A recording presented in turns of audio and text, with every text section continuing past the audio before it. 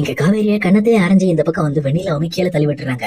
அதே நேரத்துல கீழே விழுந்த காவேரியை தூக்குறதுக்காக இங்க விஜய் ட்ரை பண்ணும்போது விஜயோட கையை பிடிச்சி இது என்னோட விஜய் அப்படின்ற மாதிரி ரொம்பவே உரிமையோட அவங்களை பிடிச்சு வச்சிட்டு இருக்காங்க. அதே நேரம் இதை பார்த்துட்டு வீட்டுல இருக்க எல்லாருமே ரொம்பவே பதறி போயிடுறாங்க. டக்குனு அங்க இருந்த வேலைக்காரமா வந்துட்டு இந்த பொண்ணு இந்த மாதிரி வந்து காவேரியை தள்ளி விட்டுருச்சு அப்படின்ற மாதிரி இந்த வெண்ணிலா பார்த்து சொல்லிக்கிட்டு இருக்காங்க. அதே நேரத்துல தாத்தாவும் ரொம்பவே கோபத்தோட இந்த பக்கம் விஜயை பார்த்து முறைச்சுக்கிட்டு இருக்காரு. கிட்டத்தட்ட இதுக்கெல்லாம் முக்கியமான காரணமே விஜய் தான். ஏற்கனவே நான் சொன்ன அந்த பொண்ணு ஹாஸ்பிட்டல்ல சேர்த்துட்டு, ஆனா அதை கேட்காம இப்ப அந்த பொண்ணு இப்படி எல்லாம் பே பண்ணிட்டு இருக்கு அப்படின்ற மாதிரி ரொம்பவே டென்ஷன் ஆயிட்டு இருக்காங்க. அதே நேரத்துல விஜயுமே இந்த பக்கம் அங்க இருக்கிற கேட்டகரியுமே கூப்பிட்டு இந்த மாதிரி எதுக்காக நீங்க வெண்ணிலாவை தனியா விட்டுட்டீங்க, வெண்ணிலாவை பாத்துக்க சொல்லுது உங்களை அப்பாயின் பண்ணது அப்படின்ற மாதிரி கேட்கறாங்க. அப்ப அந்த கேட்டகரும் இல்ல சார் நான் ரெஸ்ட் ரூம் போயிருந்தேன், அந்த கேப்ல அவங்க வந்துட்டாங்க அப்படின்ற மாதிரி இந்த பக்கம் அவங்களுமே இங்க விஜய் கிட்ட எக்ஸ்கியூஸ் கேட்டுட்டு இருக்காங்க. அதுக்கப்புறம் சரி நீங்க கூட்டிட்டு போங்க அப்படின்ட்டு வெண்ணிலாவே உள்ள கூட்டிட்டு போக வைக்கிறாங்க. அதே நேரத்துல இந்த பக்கம் காவேரி பயங்கரமா ஃபீல் பண்ணி அழுதுகிட்டு அங்க இருந்து மாடிக்கு போயிடுறாங்க. இன்னொரு பக்கம் எங்க தாத்தாவுமே விஜய் பண்ண விஷயம் எதுவுமே பிடிக்காம ரொம்பவே வந்து டென்ஷன் ஆயிட்டு அங்க இருந்து அவருமே கிளம்பிடுறாரு. இன்னொரு பக்கம் எங்க பாட்டியுமே என்னாச்சு ஏன் கிளம்புறீங்க அப்படின்ற மாதிரி தாத்தாவை கேட்டப்ப கூட அவங்களுமே எதுவுமே சொல்லாம விஜயை பார்த்து கோவப்படுறாங்க. இன்னொரு பக்கம் விஜயமே என்ன பண்றதுனே தெரியாம அவங்களும் ஒரு பக்கம் இங்க காவிரியை சமாதானப்படுத்த மாடிக்க போறாங்க. ஆனா இன்னொரு சைடு ராகினிக்கு சரியான ஹாப்பி. பரவாயில்லப்பா, இதுக்கு மேல வெண்ணிலாவோட ஆட்டம் ஸ்டார்ட் ஆயிடுச்சு, இதுக்கு மேல நம்ம வைக்கிறதா சட்டம், வெண்ணிலா வச்சு இனிமேல் காவிரி எப்படி துரத்துறான்னு பாருங்க அப்படின்ற மாதிரி அவங்களும் ரொம்ப ஹாப்பியா கொண்டாடிட்டு இருக்காங்க. அதே நேரம் இன்னொரு பக்கம் இங்க மேல போன விஜயமே காவேரி கிட்ட இங்க பாரு காவேரி வெண்ணிலா தெரியாம பண்ணிட்டா, அப்ப உண்மையிலுமே அவன் மனசறிஞ்சதை பண்ணல அப்படின்ற மாதிரியும் அவங்க இதுக்கு மேல இப்படி நடக்காது அப்படின்ற மாதிரியும் இங்க காவேரி கிட்ட கேட்டுட்டு இருக்காங்க. ஆனா காவேரியுமே இங்க பாருங்க விஜய், கண்டிப்பா நீங்க வெண்ணிலாவோட ஒரு முகத்தை தான் பாத்திருப்பீங்க, அவங்களுக்குள்ள இன்னொரு முகம் இருந்திருக்கு, அதை நீங்க பாத்துக்க மாட்டீங்க. பட் ஆனா அது இன்னைக்கு வெளியில வந்துச்சு, அவங்க கண்டிப்பா எல்லாமே சரியானதுக்கு அப்புறம் மறுபடியும் இதே மாதிரி இருந்தா நீங்க என்ன பண்ணுவீங்க அப்படின்ற மாதிரி கேக்குறாங்க. ஆனா இதை கேட்ட விஜய்க்கு பதிலே இல்ல.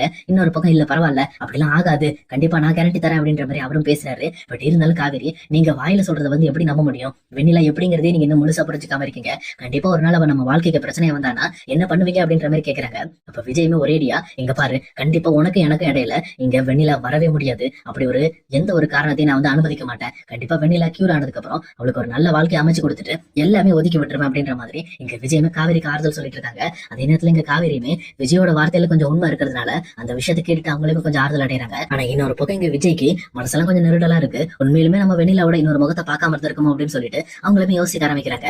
கிட்டத்தட்ட விஜய் யோசிக்க ஆரம்பிக்கிறது உண்மைதான். இந்த பக்கம் வெண்ணிலாக்குள்ள இன்னொரு பயங்கரமான கோப முகம் இருக்கு. அதாவது இந்த மாதிரி விஜய தாங்கிட்ட இருந்து யாரு பிரிச்சாலும் அவங்கள சும்மா விட மாட்டேன் அப்படின்ற மாதிரி ரொம்பவே வந்து அக்ரெசிவான ஒரு முகம் அது. அந்த முகத்தை இந்த பக்கம் ராகினி தெளிவா பாத்துட்டாங்க.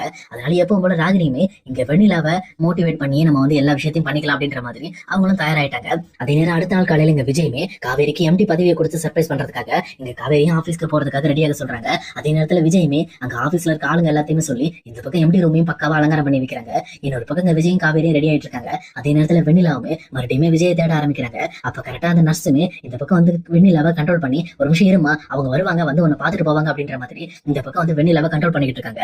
ஆனா இதெல்லாம் பாத்துட்டு இருந்த ராகினியுமே இதுதான் சரியான டைம், இவங்க ரெண்டு பேரும் ஒன்னா கிளம்பி வெளியில போறாங்களா, இந்த விஷயத்தை இப்பவே கெடுத்துரும் அப்படின்ற மாதிரி அவங்களுமே இந்த பக்கம் வெண்ணிலா கிட்ட போயிட்டு சரி நர்ஸ் நான் பாத்துக்கிறேன், நீங்க விஜய் கிட்ட போய் ஒரு வார்த்தை சொல்லிட்டு வாங்க அப்படின்னு சொல்லிட்டு இந்த பக்கம் வெண்ணிலாவை பாத்துக்கிறேன்ற மாதிரி இங்க ராகினியுமே வெண்ணிலா கிட்ட பேச ஆரம்பிக்கிறாங்க. இங்க பாரு வெண்ணிலா உனக்கு விஜய் பாக்கணும்னு ஆசையா இருக்குதானே, விஜயோட ரூம் தான் உனக்கு தெரியும்ல அப்படின்னு சொல்லி கேட்கறாங்க. அப்ப வெண்ணிலா ஆமா அப்படின்ற மாதிரி தலையாட்டுறாங்க. இங்க பாரு விஜய உங்ககிட்ட இருந்து பிரிக்கிறதுக்காக காவேரி ட்ரை பண்ணிக்கிட்டு இருக்கா, அதனால நீ எப்படியாவது காவேரி விஜயோட லைஃப்ல இருந்து துரத்தினா மட்டும்தான் விஜய் உனக்கு கிடைப்பாரு, இல்ல அப்படின்னா கண்டிப்பா விஜய் உன்னை விட்டு விலகி போயிருவாரு அப்படின்ற மாதிரி இந்த பக்கம் வெண்ணிலா கிட்ட ஏத்தி விடுறாங்க. அதே நேரத்துல வெண்ணிலாமே இது எதுவுமே புரியாதனால கண்டிப்பா என் லைஃப்ல எனக்கு தெரிஞ்ச ஒரே ஆள் விஜய் மட்டும்தான், விஜய் விட்டு நான் பிரியக்கூடாது அப்படிங்கிறதுக்காக ரொம்பவே கோபத்தோட இங்க விஜயோட ரூமை பார்த்து போயிட்டு இருக்காங்க.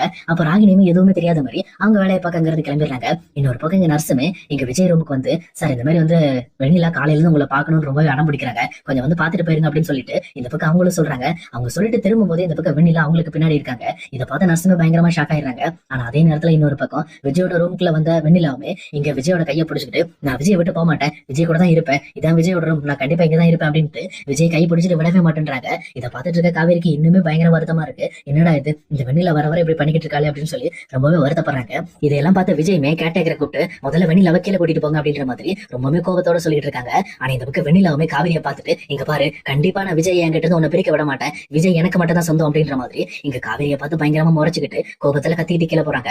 இதை பார்த்துட்டு இருக்கிற காவேரிக்கு சொல்ல போனா பேசவே முடியல. காவேரியுமே அப்படியே நொறுங்கி போயிட்டு இந்த பக்கம் விஜயை பாக்குறாங்க. அப்ப விஜய்க்குமே இந்த பக்கம் காவேரியை பார்த்துட்டு என்ன சொல்றதுன்னு தெரியல. சொல்ல போனா வெண்ணிலா பண்ற விஷயங்கள் எல்லாம் பார்க்க இந்த பக்கம் விஜய்க்கு பயங்கர பயமா இருக்கு.